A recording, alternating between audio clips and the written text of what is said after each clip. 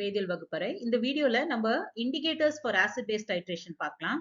இந்த video IIT JEE 2023 question base பண்ண ஒரு டாபிக்கா இருக்கு. So first question பார்க்கலாம். Incorrect statement for the use of indicators in acid base titration is. அதாவது இந்த பர்டிகுலர் 4 ஸ்டேட்மெண்ட் கொடுத்திருக்கு. இந்த 4 ஸ்டேட்மெண்ட்ல எது ராங் ஸ்டேட்மெண்ட் சொல்லிட்டு கேக்குறாங்க. அதாவது ஆசிட் பேஸ் இண்டிகேட்டர்ஸ் எப்படி யூஸ் பண்ணலாம்ன்றது தான் क्वेश्चन. So first option வந்து methyl orange may be used for weak acid weak base titration. Second statement வந்து methyl orange is suitable indicator for strong acid weak base titration. Third வந்து phenolphthalein is suitable indicator for weak acid strong base titration.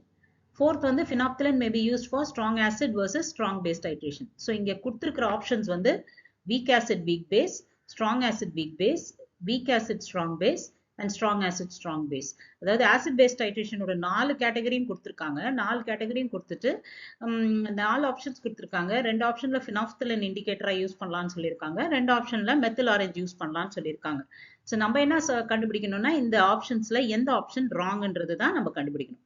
First இதை தெரிஞ்சு இந்த solution கண்டுபிடிக்கிறதுக்கு முன்னாடி நம்ம சில basic information about acid base டைட்ரேஷனும் அபவுட் த இண்டிகேட்டர்ஸும் தெரிஞ்சுக்கிட்டு அப்புறம் நம்ம இந்த கொஸ்டினை சால்வ் பண்ணலாம்.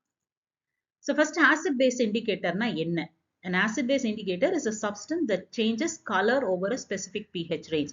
So இப்போ ஒரு acid base indicator na அது usually ஒரு weak acid தான் இருக்கும். An acid base indicator acts as a weak acid for which the unionized acid HIN and its conjugate base have different color. அதாவது ஒரு acid base indicator என்றது color change பண்ணும். ஒரு pH rangeல ஒரு கலரா இருக்கும். ஸோ இன்னொன்று என்ன சொல்றாங்கன்னா அந்த இண்டிகேட்டர்ஸே ஒரு வீக் ஆசிட்ஸா தான் இருக்கு. அந்த வீக் ஆசிடா இருக்கும்போது அது ஆசிட் ஃபார்ம்ல ஒரு கலரும் ஒரு பேசிக் ஃபார்ம்ல இன்னொரு கலரும் காட்டும்ன்றது தான் நம்மளோட அண்டர்ஸ்டாண்டிங். ஸோ இதை எப்படி நம்ம பார்க்கலாம்னா நம்ம ஒரு இண்டிகேட்டர் எடுத்துக்கிட்டோம்னா இப்போ சே ஃபார் எக்ஸாம்பிள் இங்கே ஒரு இண்டிகேட்டர் கலர் கொடுத்துருக்கு, மேலே ரெட் கலர் கொடுத்துருக்கு, அப்புறம் ரெட்டிஷ் ஆரஞ்ச் ஆகி அப்புறம் எல்லோ கலர் ஆயிடுது. ஸோ இப்போ இந்த பர்டிகுலர் இண்டிகேட்டர் பார்க்கும்போது இந்த HIN அதாவது அந்த ஆசிட் ஃபார்ம் எப்போ ஆசிட் ஃபார்ம்ல இருக்கும்? pH கம்மியா இருக்கும்போது ஆசிட் ஃபார்ம்ல இருக்கும். pH அதிகமாக ஆக அது வந்து சால்ட் ஃபார்முக்கு மாறிடும், IN மைனஸ் ஃபார்முக்கு மாறும். ஸோ இப்போ இந்த பர்டிகுலர் கேட்டகரியில பார்க்கும்போது இந்த இண்டிகேட்டர் ஆசிட் ஃபார்ம்ல எல்லோ கலர்ல இருக்கு, பேஸ் ஃபார்ம்ல ரெட் கலர்ல இருக்குன்றது தான் தெரியுது. அப்ப ஆசிட் பேஸ் இண்டிகேட்டர்னா என்ன? pH மாற மாற அதோட கலரும் மாறும். அதான் ஆசிட் பேஸ் இண்டிகேட்டர் என்றதுதான் நம்மளோட ஸ்டேட்மெண்ட். ஸோ அடுத்தது எப்படி இண்டிகேட்டரை சூஸ் பண்ணணும்? ஓகே, அது pH மாற மாற இண்டிகேட்டரோட கலர் மாறும். ஸோ இண்டிகேட்டர் ஒரு pHல ஒரு கலரா இருக்கும், இன்னொரு pHல இன்னொரு கலரா இருக்கும்ன்றது நம்ம புரிஞ்சுக்கிட்டோம். ஸோ எப்படி நம்ம இண்டிகேட்டரை சூஸ் பண்றது ஒரு டைட்ரேஷனுக்கு? அதுக்கு நம்ம டைப்ஸ் ஆஃப் டைட்ரேஷனை ஃபர்ஸ்ட் பார்க்கணும். ஸோ பார்க்கும்போது ஃபர்ஸ்ட் கேஸ் நமக்கு கொஸ்டின்ல கொடுத்துருந்தாங்க பாருங்க, அதுல ஃபர்ஸ்ட் கேஸ் நம்ம எடுத்துக்கலாம். அதாவது strong acid versus strong base. So ஒரு strong acid versus strong base உதாரணத்துக்கு எதை எடுத்துக்கலாம்னா HCl வர்சஸ் சோடியம் ஹைட்ராக்சைடு, அதாவது hydrochloric acid versus sodium hydroxide. Hydrochloric ஆசிட்ன்றது ஆசிட், சோடியம் ஹைட்ராக்சைடு வந்து ஸ்ட்ராங் பேஸ். ஸோ இப்போ இந்த பர்டிகுலர் ஆசிட் பேஸ் டைட்ரேஷன் நடக்கும்போது அதோட கிராஃபிக்கல் பிளாட் எப்படி இருக்கும்ன்றது தான் நம்ம இங்க விஷுவலா காட்டியிருக்கோம்.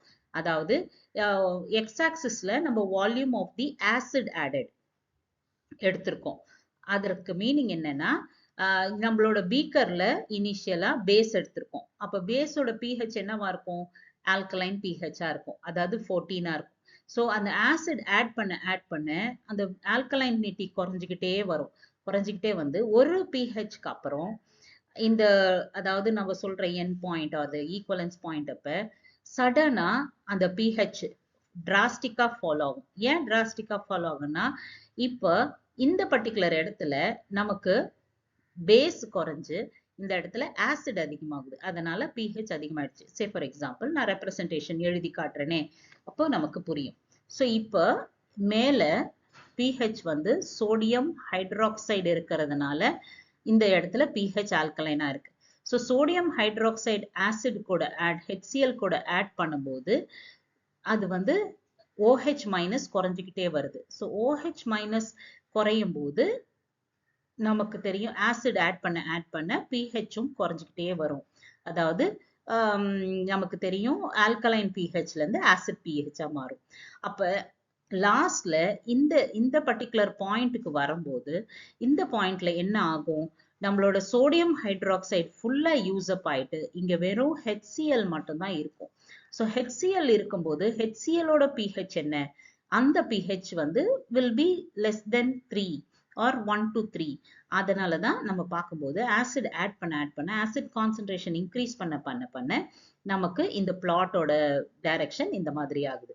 ஸோ ஒரு ஸ்ட்ராங் ஆசிட் ஸ்ட்ராங் பேஸ் டைட்ரேஷன்ல நம்ம பார்க்கும்போது ஆல்கலைன் pHஆ இருந்து அப்புறம் நியூட்ரலைசேஷன் ஆன போது அந்த there is a drastic fall. அதாவது அதற்கு மேல எந்த ஆசிடும் எந்த பேஸும் இல்ல, அதனால சொல்யூஷனுக்குள்ள வெறும் HCl தான் இருக்கு. அப்ப அந்த HClோட pH என்னவோ அந்த pH தான் இங்க நம்ம பார்க்கிறோம் இந்த கிராஃப்ல. அப்புறம் அதுக்கு கீழே நம்ம போக போக pH குறைஞ்சிக்கிட்டே வரும் HCl இன்க்ரீஸ் பண்ண. ஸோ இதுதான் ஸ்ட்ராங் ஆசிட் ஸ்ட்ராங் பேஸ்க்கான கிராஃபிக்கல் பிளாட். அதே மாதிரி நீங்க வீக் ஆசிட் ஸ்ட்ராங் பேஸ்க்கான கிராஃபிக்கல் பிளாட் பார்க்கும்போது அகைன் ஸ்ட்ராங் பேஸ் நான் சொன்ன மாதிரி சோடியம் ஹைட்ராக்சைடு தான். ஆனா நம்ம weak acid acetic acid add பண்ணும்போது acetic acid is ionised, partially ionised. So அதோட ரேட் வந்து ஸ்லோவா தான் இருக்கும்.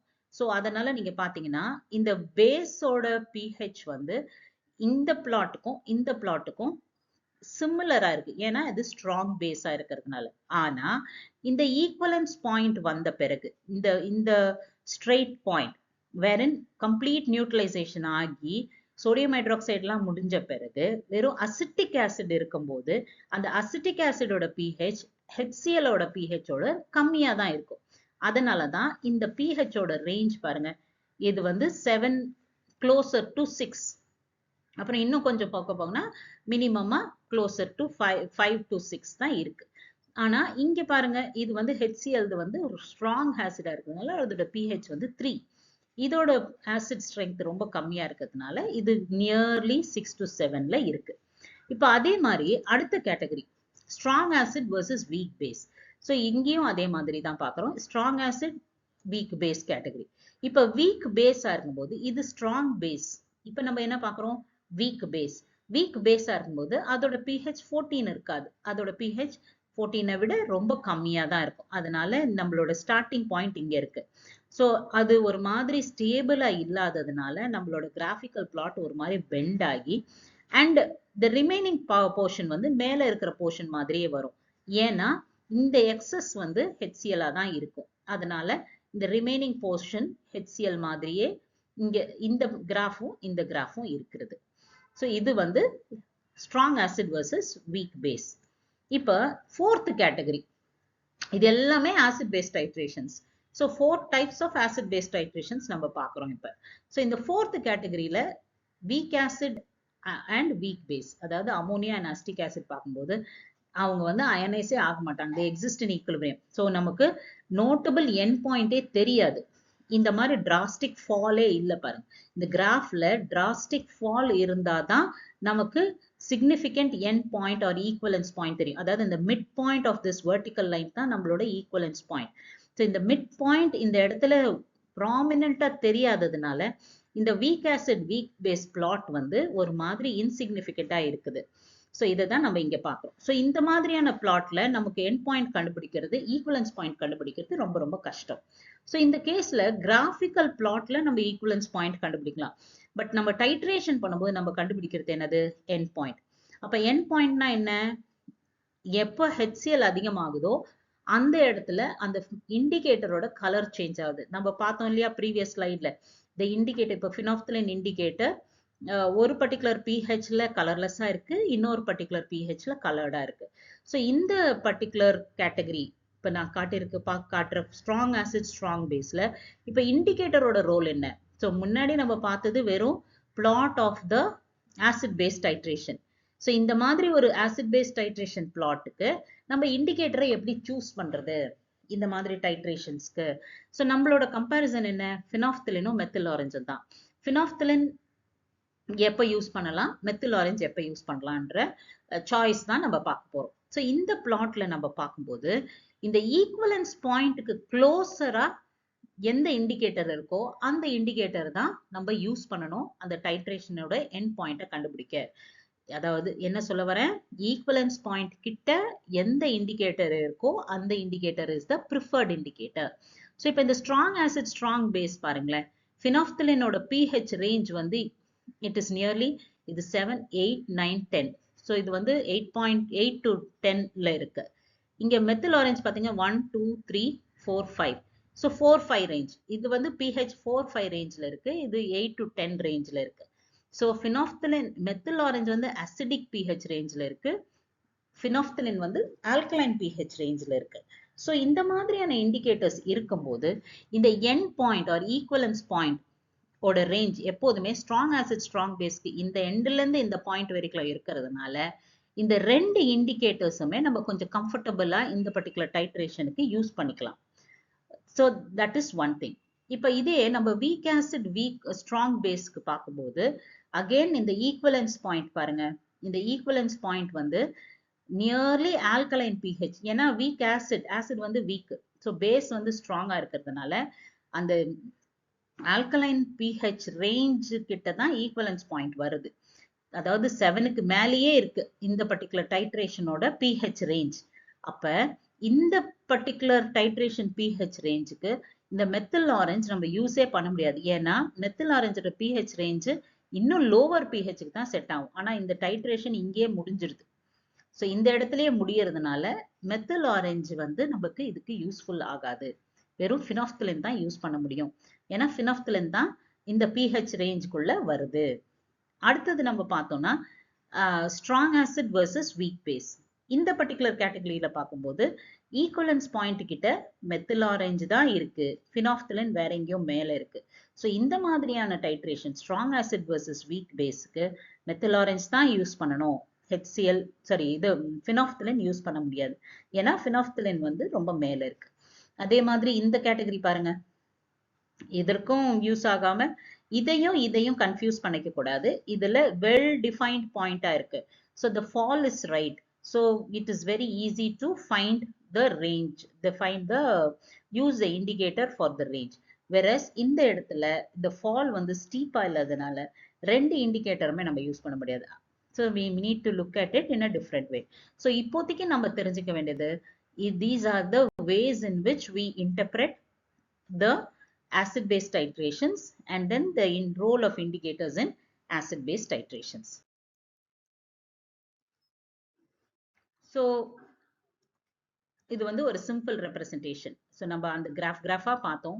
இப்போ வந்து இண்டிகேட்டர் பிரகாரம் நம்ம லிட்மஸ் பேப்பர் எப்போதுமே காமனா நம்ம யூஸ் பண்றது எப்போதுமே நமக்கு தெரியும், ஆசிட் pHல லிட்மஸ் பேப்பர் ரெட்டா இருக்கும், ஆல்கலைன் pHல ப்ளூவா இருக்கும்ன்றது. So equivalence point exact equivalence பாயிண்ட்ல கலர் சேஞ்ச் ஆகுது. ஆனா மெத்தில் ஆரஞ்சையோ ஃபினாப்தலினையோ பார்த்தீங்கன்னா அவங்களோட colour change not at exactly at 7. It is methyl ஆரஞ்சுக்கு ஸ்லைட்லி பிலோ, ஃபினாப்தலினுக்கு ஸ்லைட்லி அபவ். ஸோ இந்த மாதிரி எக்ஸாக்டா இல்லாத போது டைட்ரேஷனை பொறுத்து இந்த இண்டிகேட்டர்ஸை நம்ம யூஸ் பண்ணணும். ஸோ இங்க நான் இங்க லிஸ்ட் பண்ணியிருக்கோம். ஒரு strong acid strong base use பண்ணா நம்ம பார்க்குறோம் அந்த pH ரேஞ்ச் பார்த்தோம் இல்லையா, அந்த vertical part of that particular graphical plot is 3 to 11. So 3 to 11 இருக்கிறதுனால எந்த விதமான இண்டிகேட்டரும் இதுக்கு யூஸ் பண்ணிக்கலாம். நம்ம வெரி ஈஸிலி ஒரு end point of the titration கண்டுபிடிச்சிக்கலாம். அடுத்தது ஒரு வீக் ஆசிட் ஸ்ட்ராங் பேஸா இருந்தா அதோட pH ரேஞ்ச் எப்போதுமே ஆல்கலைன் ஸ்ட்ராங் பேஸ் இருக்கிறதுனால அதோட அந்த எண்ட் பாயிண்ட்டும் வந்து பேஸ் சைட்ல தான் இருக்கும். அதுதான் நமக்கு ரேஞ்ச். ஸோ பேஸ் சைட்ல இருக்கிறதுனால இந்த மாதிரியான indicators phenolphthalein can be used. So phenol red, thymol ப்ளூவும் நீங்க பாருங்க, அந்த பர்டிகுலர் இண்டிகேட்டர்ஸோட pH ரேஞ்சும் பேஸ் சைட்ல இருக்கு. ஸோ அந்த மாதிரியான பேசிக் pH range indicators can be used for strong base titrations. On the other hand, strong acid titrationsக்கு pH range வந்து 3 to 7 acidic pH இருக்கு. அப்ப அதுக்கு யூஸ் பண்ண வேண்டிய இண்டிகேட்டர்ஸ் என்ன, அசிடிக் pH ரேஞ்சில் ஒர்க் பண்ற இண்டிகேட்டர்ஸ் தான் யூஸ் பண்ணுவோம். ஸோ இங்க ரெண்டு இண்டிகேட்டர் மெத்தில் ஆரஞ்சு, மெத்தில் ரெண்டுமே வந்து அசிடிக் pHல யூஸ் பண்ணலாம். அடுத்தது weak acid weak base. Equivalence point கிளியரா இல்லாததுனால இந்த மாதிரியா இந்த இண்டிகேட்டர்ஸ் எதுவுமே ஆப்டிமலா யூஸ் பண்ண முடியாதுன்றது தான் கன்க்ளூஷன். ஸோ இப்போ நம்ம கொஸ்டினுக்கு போகலாம். ஸோ கொஸ்டின்ல இந்த ரெஃபரன்ஸ் வச்சுக்கிட்டோம். ஸோ வெரி ஈஸி, ஷார்ட்கட்டா என்ன ஞாபகம் வச்சுக்கணும், ஸ்ட்ராங் ஆசிட் ஸ்ட்ராங் பேஸா இருந்தா pH ரேஞ்ச் ஆசிட் டு ஆல்கலைனா இருக்கு, அதனால எந்த இண்டிகேட்டர் வேணாலும் யூஸ் பண்ணலாம். இப்போ வீக் ஆசிட் ஸ்ட்ராங் பேஸா இருந்தா எது ஸ்ட்ராங்கோ அந்த pH ரேஞ்ச் தான் ஈக்குவலன்ஸ் பாயிண்டா இருக்கும். ஸோ எந்த இண்டிகேட்டர் அந்த pH ரேஞ்சில் ஸ்டேபிளோ அந்த இண்டிகேட்டர் தான் யூஸ் பண்ண முடியும். ஸோ ஸ்ட்ராங் ஆசிட்க்கு ஆசிடிக் ரேஞ்சில் இருக்கணும், ஸ்ட்ராங் பேஸுக்கு பேசிக் ரேஞ்சில் இருக்கணும். ஸோ ஃபினாப்தலீன் வந்து பேசிக் ரேஞ்சில் இருக்கு, மெத்தில் ஆரஞ்ச் வந்து ஆசிட் ரேஞ்சில் இருக்கு. ஸோ நமக்கு கொடுத்துருக்கிற சாய்ஸ் என்ன, methyl orange is suitable indicator for strong acid versus weak base. So strong acid versus weak base. Yes, acidic pH ரேஞ்சில் இருக்கு because methyl orange is an acidic indicator. Phenolphthalein is suitable indicator for weak acid strong base titration. Yes, phenolphthalein is suitable because அது வந்து alkaline. அடுத்தது phenolphthalein may be used for strong acid and strong base. Obviously, any indicator can be used. So இந்த மூணு சாய்ஸும் correct. So அப்போ எந்த choice wrong, the first choice. Methyl orange may be used for a weak acid versus weak base titration. So weak acid weak base titrationக்கு எந்த இண்டிகேட்டருமே use பண்ண முடியாது, அதனால இந்த first option தான் the correct option, the incorrect statement in the whole question. Hope you understood. Thank you.